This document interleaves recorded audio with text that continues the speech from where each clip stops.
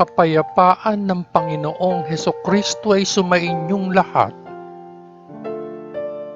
Magandang araw sa inyong lahat, saan mang sulok ng mundo kayo naroroon sa sandaling ito. Bago tayo magpatuloy, nais ko kayong batiin ng isang Happy Palm Sunday. Ang babasahing mabuting balita sa araw na ito ay pinamagatan kong si Kristo ay naparito sa lupa, hindi para humusga, kundi para iligtas tayo at maging liwanag natin.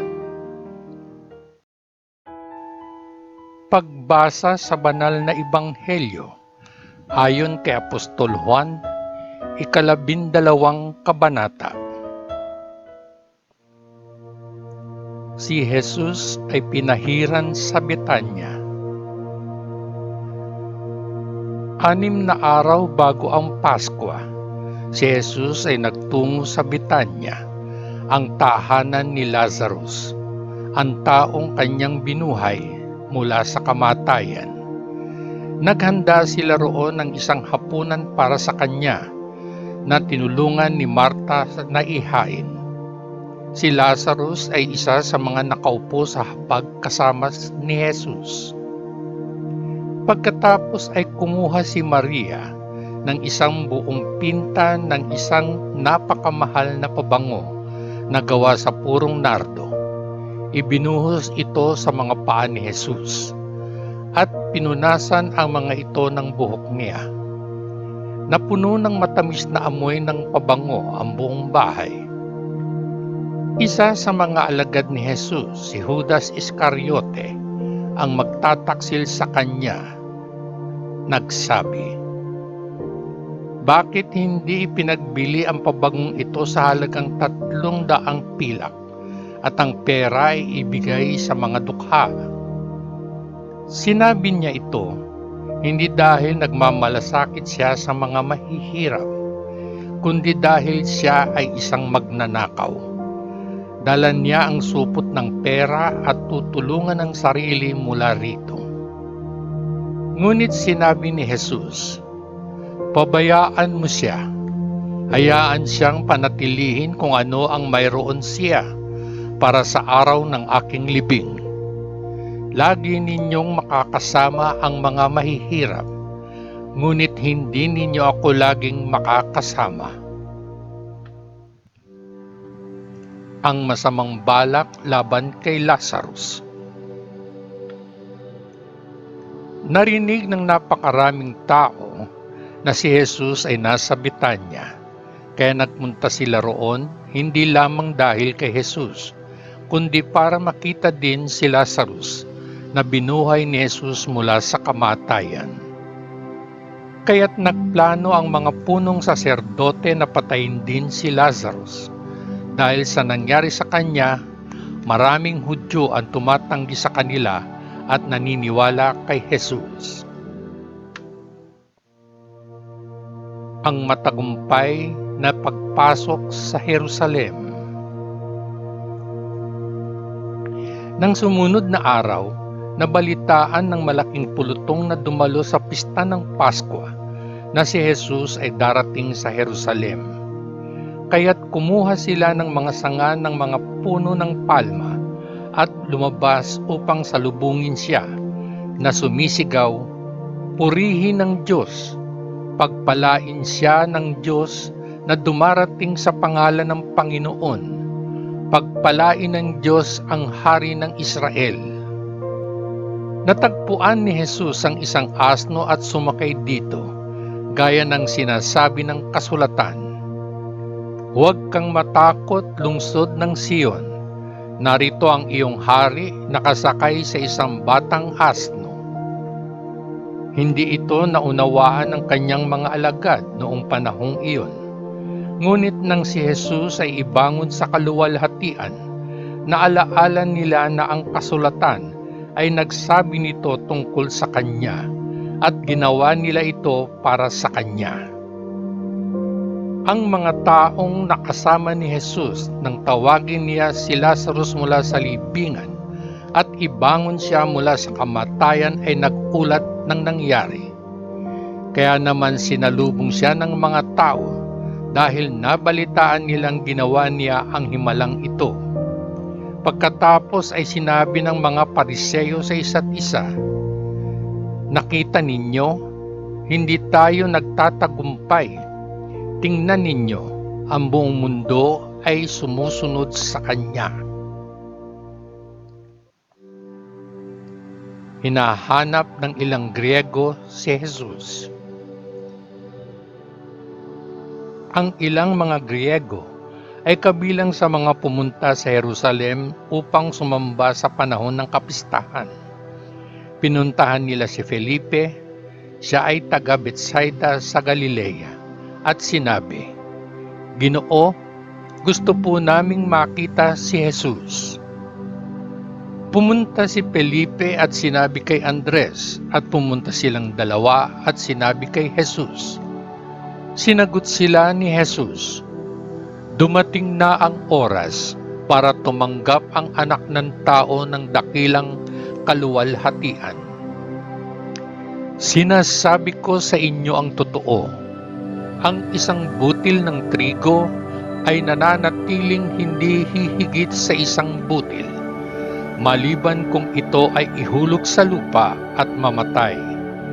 Kung ito ay mamamatay, ito ay magbubunga ng maraming butil. Ang sino mang umiibig sa kanyang sariling buhay ay mawawalan nito. Ang sino mang napupuot sa kanyang sariling buhay sa mundong ito ay iingatan ito para sa buhay na walang hanggan. Ang sino mang gustong maglingkod sa akin ay dapat sumunod sa akin, upang ang aking lingkod ay makasama ko kung nasaan ako. At pararangalan ng Ama ang sino mang naglilingkod sa akin." Si Jesus ay nagsalita tungkol sa kanyang kamatayan. Ngayon ang puso ko ay nababagabag, at ano ang sasabihin ko? Sasabihin ko ba, "Ama, huwag mong hayaang dumating sa akin ang oras na ito"? Ngunit iyan ang dahilan kung bakit ako naparito, upang dumaan ako sa oras na ito ng pagdurusa. Ama, luwalhatiin mo ang iyong pangalan. Pagkatapos ay isang tinig ang nagsalita mula sa langit. Nagdala ako ng kaluwalhatian dito at gagawin ko itong muli. Ang mga taong nakatayo roon ay narinig ang tinig, at ang ilan sa kanila ay nagsabi na ito ay kulog, habang ang iba ay nagsabi, isang anghel ang nagsalita sa kanya. Ngunit sinabi ni Jesus sa kanila, "Hindi para sa akin ang sinasabi ng tinig na ito, ngunit para sa inyo. Ngayon na ang panahon para sa mundong ito upang hatulan. Ngayon, ang pinuno ng mundong ito ay ibabagsak. Kapag ako ay itinaas mula sa lupa, ilalapit ko ang lahat sa akin." Sa pagsasabi nito, ay ipinahayag niya ang uri ng kamatayang dadanasin niya.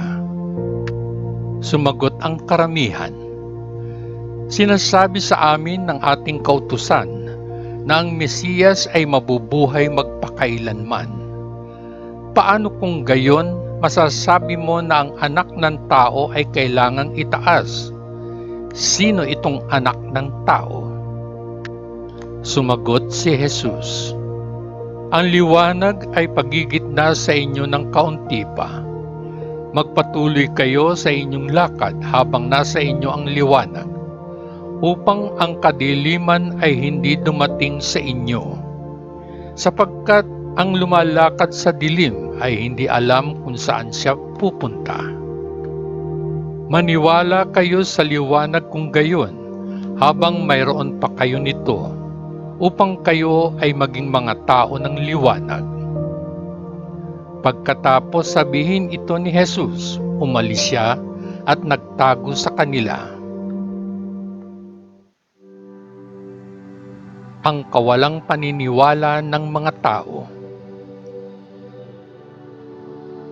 Kahit na ginawa niya ang lahat ng mga himalang ito sa kanilang harapan, hindi sila naniwala sa kanya upang matupad ang sinabi ni Propeta Isaias.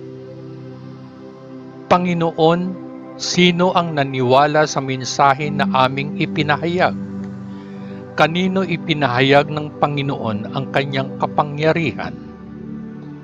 Kaya't hindi sila makapaniwala sapagkat sinabi rin ni Isaias, binulag ng Diyos ang kanilang mga mata at ipinikit ang kanilang mga isip, upang ang kanilang mga mata ay hindi makakita at ang kanilang mga pag-iisip ay hindi makaunawa, at hindi sila bumaling sa akin, sabi ng Diyos, upang akin silang pagalingin. Sinabi ito ni Isaias dahil nakita niya ang kaluwalhatian ni Jesus at nagsalita tungkol sa kanya. Kahit noon pa man, maraming autoridad ng mga Hudyo ang naniwala kay Jesus. Ngunit dahil sa mga Pariseo, ay hindi nila ito pinag-usapan ng hayag upang hindi sila mapaalis sa sinagoga. Minahal nila ang pagsang-ayon ng mga tao kaysa sa pagsang-ayon ng Diyos. Paghuhukom sa pamamagitan ng mga salita ni Jesus. Sinabi ni Jesus sa malakas na tinig, ang sinumang sumasampalataya sa akin ay sumasampalataya hindi lamang sa akin kundi maging sa Kanya na nagsugo sa akin. Ang sinumang nakakita sa akin ay nakakita rin sa Kanya na nagpadala sa akin. Ako ay naparito sa sanlibutan bilang liwanag upang ang bawat sumasampalataya sa akin ay huwag manatili sa kadiliman. Kung ang sinuman ay nakarinig ng mensahe at hindi sumunod dito, hindi ko siya hahatulan. Ako ay naparito hindi upang hatulan ang sanlibutan, kundi upang iligtas ito. Ang sinumang tumanggi sa akin at hindi tumatanggap sa aking mensahe, ay may isang hahatol sa kanya. Ang mga salitang aking sinabi ay siyang magiging hukom sa huling araw. Ito ay totoo dahil hindi ako nagsalita sa aking sariling autoridad, ngunit sa Ama na nagsugo sa akin at nag-utos sa akin kung ano ang dapat kong sabihin at ipahayag. At alam kong ang kanyang utos ay nagdadala ng buhay na walang hanggan. Kung gayon, kung ano ang sinasabi ko, iyon ang sinabi sa akin ng Ama. Ang mabuting balita ng ating Panginoon. Salamat sa Diyos Ama sa langit, sa ngalan ng Panginoong Hesukristo na ating manunubos. Amen. Amen. Amen. Peace.